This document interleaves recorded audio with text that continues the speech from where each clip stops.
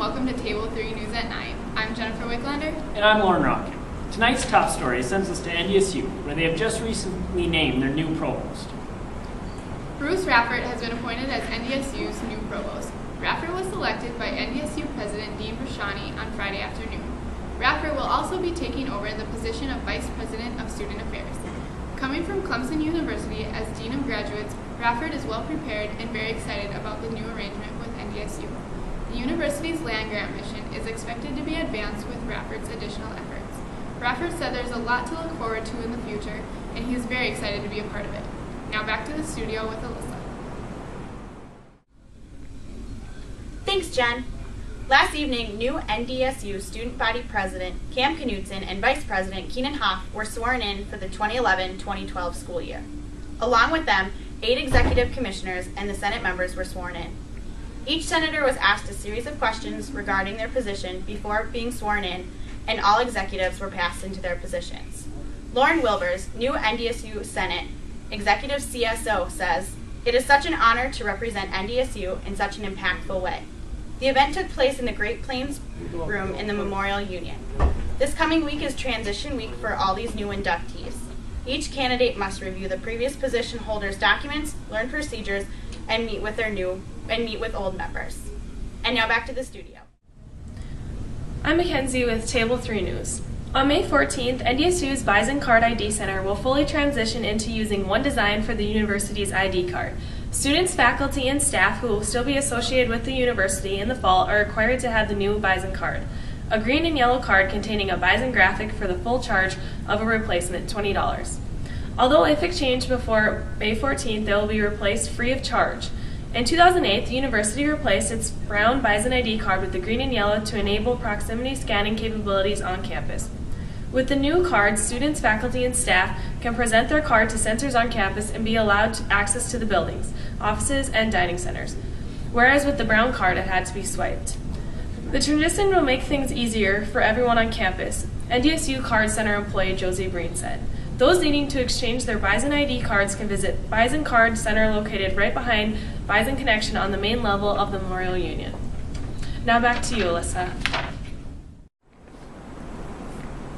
Thanks for the Bison Card update, Mackenzie.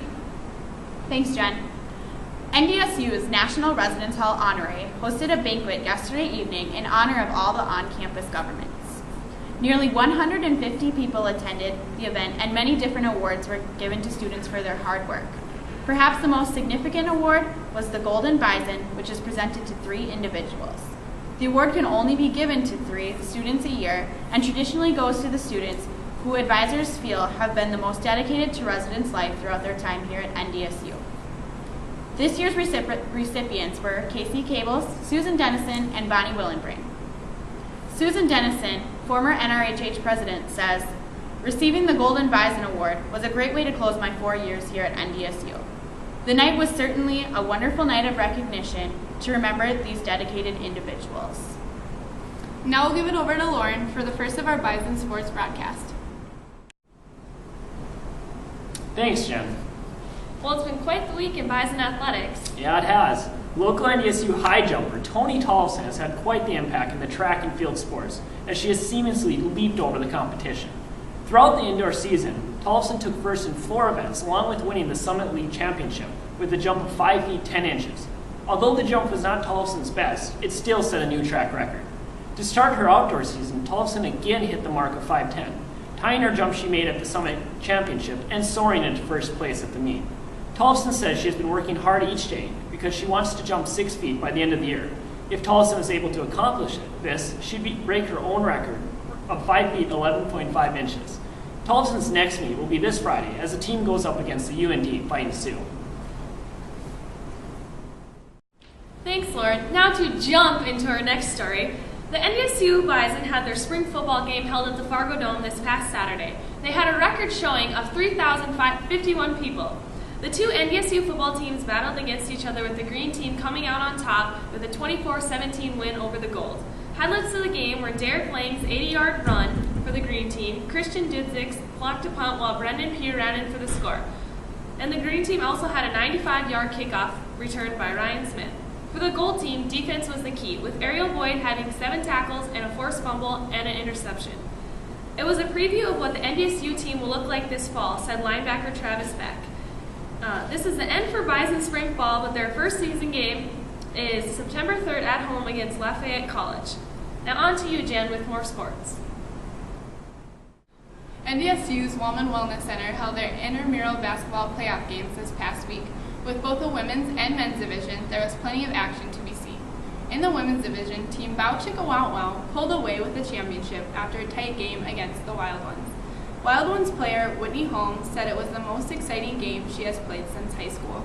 The final score was 51-54. In the men's division, Team More Than Champions chiseled the score down to a mere 10-point difference against the Invaders. "I got my free t-shirt, so I'm happy," Tanner Bowl, More Than Champions captain, said. More Than Champions took the win with a final score of 67-77. Now, on to our field reporter Bridget for more events going on NDSU's campus. Thanks, Jen. Wednesday, April 27th marked the 10th annual NDSU Fashion Show hosted by the Fashion and Business Organization.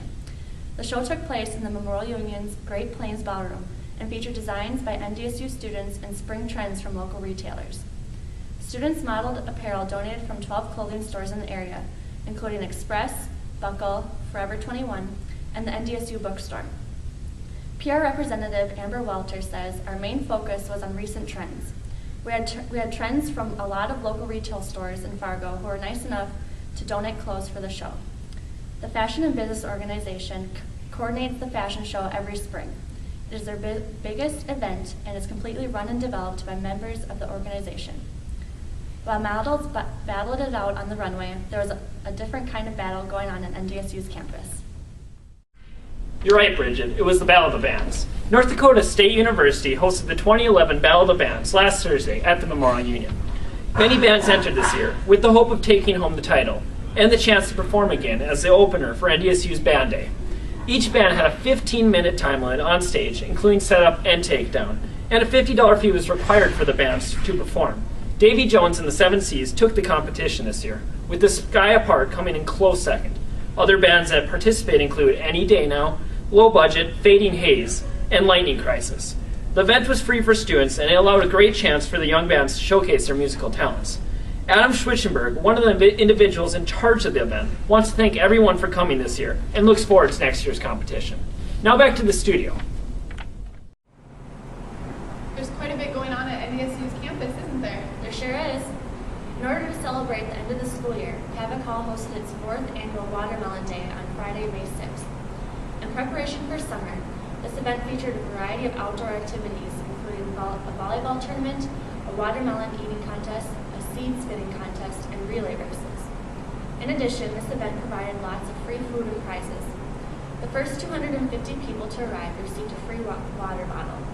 Other prizes, such as an iHome, Buffalo Wild Wings sauce collections, DVDs, and board games were given away in a raffle. Programming Counselor Chair Vincent Favard says, "The purpose of Watermelon Day was to create a fun recreational event which has become a tradition over the past 4 years." Well, that's all the time we have for tonight. Thanks for tuning in to Table 3 News. Goodbye, good night, and go Bison.